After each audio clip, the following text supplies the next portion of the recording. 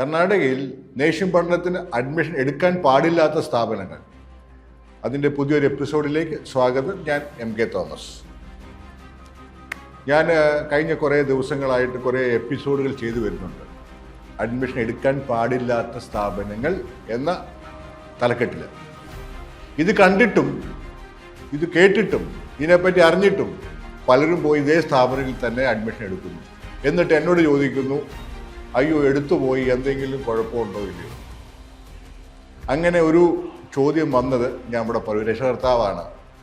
അത് RR college of nursing, RR school of nursing, അവരുടെ തന്നെ മറ്റൊരു സ്ഥാപനമാണ് മഞ്ജുനാഥ കോളേജ് ഓഫ് നേഴ്സിംഗ്. ഞാൻ അന്നിട്ടത് ഇവിടെ നടക്കുന്ന അധിക ഫീസ് കൊള്ളയെക്കുറിച്ചാണ്. എന്നിട്ട് ഞാൻ പറഞ്ഞിരുന്നു, ഇവിടെ നടക്കുന്ന മറ്റൊരു അതിക്രമം, നിയമവിരുദ്ധ ഇടപാടാണ്.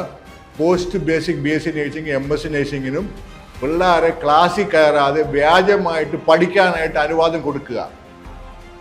അത് തെറ്റാണ്. എത്രയോ പ്രാവശ്യം പറഞ്ഞു. അതിലേക്ക് ഈ സ്ഥാപനത്തെക്കുറിച്ചും ഇതുപോലെ ഒട്ടനവധി സ്ഥാപനങ്ങളാണ് കർണാടകത്തിലുള്ളത്. ഞാൻ പറയുന്നു, എനിക്ക് ഇവരുമായിട്ട് യാതൊരു വൈരാഗ്യവുമില്ല, വിദ്വേഷവുമില്ല. നിങ്ങളുടെ പഠനം സുരക്ഷിതമാകണം എന്ന് മാത്രമേ ഞാൻ ആഗ്രഹിക്കുന്നുള്ളൂ. തന്നെയല്ല, ഇന്ത്യൻ നേഴ്സുമാരുടെ അഭിമാനം ഉയർത്തിക്കാട്ടണം. തട്ടിപ്പും വെട്ടിപ്പുമായിട്ട് പഠിച്ചിട്ട് വന്ന് സമൂഹത്തെ സേവിച്ചാൽ എന്ത് സംഭവിക്കുന്നുള്ള കാര്യം നിങ്ങൾക്കും അറിയാം, എനിക്കും അറിയാം. പക്ഷേ ചുളുവിലൊരു തട്ടിക്കുട്ടി എടുക്കുക, അത് പാടില്ല. നമ്മുടെ രാജ്യത്ത് നിലനിൽക്കുന്ന ഇക്വാലിറ്റി, തുല്യത, അതിനെവിടെ നമ്മുടെ ഭരണഘടനയിൽ പറഞ്ഞിട്ടുണ്ട്. ഒരുപാട് തെളിവുകൾ ഞാൻ പറഞ്ഞു, വിട്ടു നിൽക്കാൻ പറഞ്ഞു, നിങ്ങൾ ആരും കേൾക്കുന്നില്ല, വീണ്ടും തുടരുകയാണ്. ഒരുപാട് തെളിവുകൾ ഞാൻ അങ്ങോട്ട് തരാം. ഈ RR കോളേജിനെ പറ്റി, മഞ്ജുനാഥെ പറ്റിയുള്ള കുറേ തെളിവുകൾ ഞാൻ അങ്ങോട്ട് തരാം. ഇത് ഇവരുടെ മാത്രമല്ല കേട്ടോ, 100 കണക്കിന് സ്ഥാപനങ്ങളുടെ സാധനം എൻ്റെ കയ്യിൽ ഇരിക്കുന്നത്. ഇവന്മാർ അടിയാധാരം എല്ലാവരുടെ പുറകെ അങ്ങോട്ട് വിട്ടാൽ നിങ്ങൾ ആരും കർണാടകയിലോട്ട് പോകത്തില്ല, അത് എനിക്കറിയാം. പക്ഷേ പോയില്ലെങ്കിൽ എങ്ങനെയാണ് നമ്മുടെ ആ നേഴ്സിംഗ് പഠന സ്വപ്നം എങ്ങനെ സാക്ഷാത്കരിക്കാൻ പറ്റും? അതുകൊണ്ട് നമുക്ക് ഇവരാരും അടച്ചുപൂട്ടി പോകരുത്. പക്ഷേ സത്യസന്ധമായി ഈ നേഴ്സിംഗ് തൊഴിലിൻ്റെ മഹത്വം മനസ്സിലാക്കി അതനുസരിച്ച് പ്രവർത്തിച്ച് സമൂഹത്തിന് നല്ല നേഴ്സുമാരെ സംഭാവന ചെയ്യണം. തട്ടിപ്പിലും വ്യാജമായിട്ട് പഠനം തുടരുന്നവരും അത് നിർത്തിപ്പോണം. അതിനത് പോകരുത്. പോയാൽ ഞാൻ നേരത്തെ പറഞ്ഞ അകത്തോട്ട് പോകും, സർട്ടിഫിക്കറ്റും പണവും എല്ലാം പോകും, ഇല്ലേ? അത് തന്നെ ഞാൻ പറഞ്ഞുകൊണ്ടിരിക്കുന്നത്. അല്ലാതെ ചിലർ പറയുന്നു കഴിഞ്ഞ കൊല്ലം അഡ്മിഷൻ എടുത്തു, അതൊക്കെ BScക്ക് അഡ്മിഷൻ എടുക്കട്ടെ, പക്ഷെ സ്ഥാപനം നോക്കണം. ഞാൻ പറഞ്ഞല്ലോ, ഈ പഠനം ഇങ്ങനെ പഠിക്കാമെന്ന് എവിടെയെങ്കിലും പറഞ്ഞിട്ടുണ്ടോ? ആരെങ്കിലും പോയി യൂണിവേഴ്സിറ്റിയോട് ചോദിക്കുക, ഞങ്ങളുടെ കോളേജിൽ ഇങ്ങനെ പഠിക്കുന്നതായിട്ട് കണ്ടു, എന്ത് ചെയ്യണം? ഈ യൂണിവേഴ്സിറ്റി, രാജീവ് ഗാന്ധി ആരോഗ്യ സർവകലാശാല തന്നെയാണ് ഈ തട്ടിപ്പിന് കൊട പിടിച്ചു കൊടുക്കുന്നത്. അതിൻ്റെ തെളിവുകൾ ഞാൻ നിങ്ങൾക്ക് പറഞ്ഞു തന്നു. ഇതിനെപ്പറ്റി പറഞ്ഞിരിക്കുന്ന ഒരു സംവിധാനം വെബ്സൈറ്റ് എടുത്ത് മാറ്റി. അതെന്തുവാട്ടെ, ഇവിടുത്തെ കുറേ കുട്ടികളുടെ തെളിവ് ഞാൻ അങ്ങോട്ട് തരാം. ഞാൻ ഉണ്ടാക്കി സ്വയം സൃഷ്ടിച്ചൊന്നുമല്ല, ഇന്ത്യൻ നേഴ്സിംഗ് കൗൺസിലിൻ്റെ വെബ്സൈറ്റ് പ്രസിദ്ധീകരിച്ച സാധനമാണ്. അത് അവിടെ ചോദിക്കണം എങ്ങനെ ഇത് കിട്ടിയതെന്നുള്ള കാര്യം. അതായത് നമ്മളൊരു തെറ്റ് ചെയ്താൽ അതിൻ്റെ തെളിവുകൾ ഈശ്വരൻ്റെ അദൃശ്യമായ കരങ്ങളിൽ എപ്പോഴും ഭദ്രമാണ്. അതുപോലത്തെ കുറേ തെളിവ് ഞാനിപ്പോൾ അങ്ങോട്ട് തരാം. പിള്ളേർ ഇവിടെ പഠിച്ച പിള്ളേരാണ്.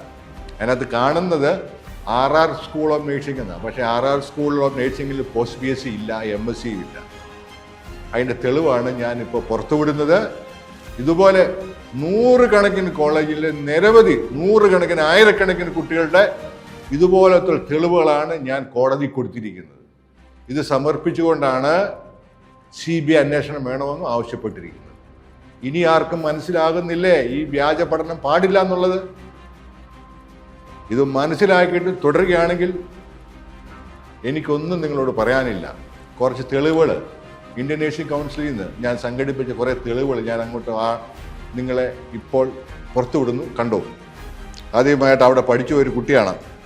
ഇവർ ഈ പഠനം കഴിഞ്ഞ് MSc കഴിഞ്ഞ് നിങ്ങളൊക്കെ എവിടെയൊക്കെയോ പറ്റിച്ചുകൊണ്ടിരിക്കുകയായിരിക്കും. ഏതെല്ലാം ഹോസ്പിറ്റലിൽ സൂപ്പർവൈസറായിട്ടും നേഴ്സിംഗ് കോളേജുകളിൽ അധ്യാപകരായിട്ട് നിങ്ങളെ സേവിച്ചുകൊണ്ടിരിക്കുകയായിരിക്കാം, എനിക്കതറിയില്ല.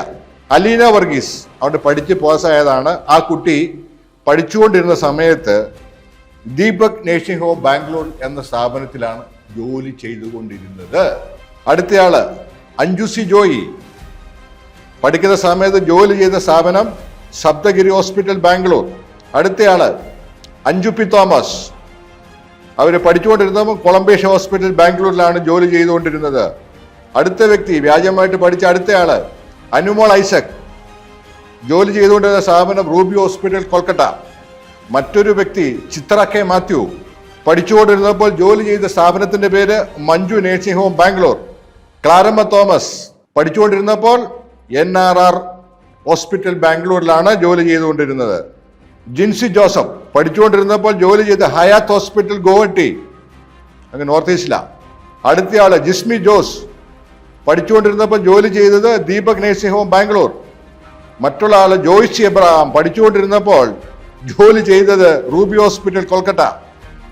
അടുത്തയാള് ജോസ്മി ജോയി പഠിച്ചുകൊണ്ടിരുന്നപ്പോൾ ജോലി ചെയ്ത് കൊളംബേഷ ഹോസ്പിറ്റൽ ബാംഗ്ലൂർ. അടുത്തയാള് ലിൻസി ജോസഫ് പഠിച്ചുകൊണ്ടിരുന്നപ്പോൾ ജോലി ചെയ്ത് NRR ഹോസ്പിറ്റൽ ബാംഗ്ലൂർ. അടുത്തയാള് മഞ്ജു MP പഠിച്ചുകൊണ്ടിരുന്നപ്പോൾ ജോലി ചെയ്ത് സപ്തഗിരി ഹോസ്പിറ്റൽ ബാംഗ്ലൂർ. അടുത്തയാള് മാത്യു കൊച്ചുപുര പഠിച്ചുകൊണ്ടിരുന്നപ്പോൾ ജോലി ചെയ്ത് കൊളംബേഷ ഹോസ്പിറ്റൽ ബാംഗ്ലൂർ. മറ്റൊരു വ്യക്തി പ്രിയാമോൾ കുര്യാക്കോസ് പഠിക്കുന്ന സമയത്ത് ജോലി ചെയ്ത് റൂബി ഹോസ്പിറ്റൽ കൊൽക്കത്ത. അടുത്ത വ്യക്തി ഷിജുമോൾ KG പഠിച്ചുകൊണ്ടിരുന്നപ്പോൾ വർക്ക് ചെയ്തത് മഞ്ജുള നേഴ്സിംഗ് ഹോം ബാംഗ്ലൂർ. ഇത് RRന്റെ ആണേ. വേറൊരെണ്ണമുണ്ട് മഞ്ജുനാഥയിലെ, അത് പറഞ്ഞുതരാം. കിരൺ കൃഷ്ണൻ പഠിച്ചുകൊണ്ടിരുന്നപ്പോൾ ജോലി ചെയ്ത് ഇതേ ഹോസ്പിറ്റൽ NRR ഹോസ്പിറ്റൽ ബാംഗ്ലൂർ. ഇത് നിസാര, ഇത്രയല്ലേ ഉള്ളൂ, ഇനിയുണ്ട് ഒരുപാട്. അതേപോലെ തന്നെ 23-24 ഈ കോളേജ് അഡ്മിഷൻ എടുത്തവരുടെ ലിസ്റ്റ് ഇവിടെ കാണാം. പോസ്റ്റ് PSCക്കും MSCക്കും RR കോളേജ് ഓഫ് നഴ്സിംഗിലും മഞ്ജുനാഥയിലും ഇവരാരും ക്ലാസ്സിലില്ലെന്നാണ് നമ്മൾ കണ്ടെത്തല്. ഇതേ അവരുടെ ഫോട്ടോ ഒക്കെ കണ്ടോ. ഇവര് ആദ്യത്തെ വർഷത്തെ പരീക്ഷ കഴിഞ്ഞ് പുറത്തുപോയി തട്ടിക്കൂട്ടിലാണ് എഴുതിയത്. ആ ഒരു പ്രിൻസിപ്പൾ കോളേജ് മാനേജ് ചേർന്ന് യൂണിവേഴ്സിറ്റി കൊടുത്തിരിക്കുന്ന മൊത്തം മുഴുവൻ ഫാബ്രിക്കേറ്റ് ചെയ്ത മാനിപ്പുലേറ്റ് ചെയ്ത തട്ടിക്കൂട്ട് രേഖകളാണ്. ഇതെല്ലാം നമ്മുടെ കൈവശമുണ്ട്. ഇവരെത്രയും വേഗം അവരിപ്പോൾ ഉടനെ തന്നെ അടുത്ത വർഷം 2ാം വർഷ പരീക്ഷ എഴുതാൻ വരും. അതും കൂടെ എഴുതി കഴിയുമ്പോൾ കുറ്റകൃത്യം പൂർത്തിയായി. ഞാൻ പണ്ട് നേരത്തെ പറയുന്ന പോലെ അകത്തോട്ട് പൊക്കോളും. അതേപോലെ 2024-25 ഈ കോളേജിൽ ഇതേപോലെ പഠിക്കാനായിട്ട് അഡ്മിഷൻ എടുത്ത മുഴുവൻ ആൾക്കാരുടെയും രേഖ നമ്മുടെ കയ്യിലുണ്ട്, എൻ്റെ കയ്യിലും ഞങ്ങളുടെ കൈവശമുണ്ട്. താമസിയാൽ അതും പുറത്തു വിടാം. അവർക്ക് ഒരേ ഒരു ഓപ്ഷൻ, ഈ പഠനം ഉപേക്ഷിക്കുക. ഇപ്പം മനസ്സിലായോ എന്നോട് ചോദിച്ചവർക്കുള്ള മറുപടി എന്താണെന്ന്? സമൂഹം മനസ്സിലാക്കണം.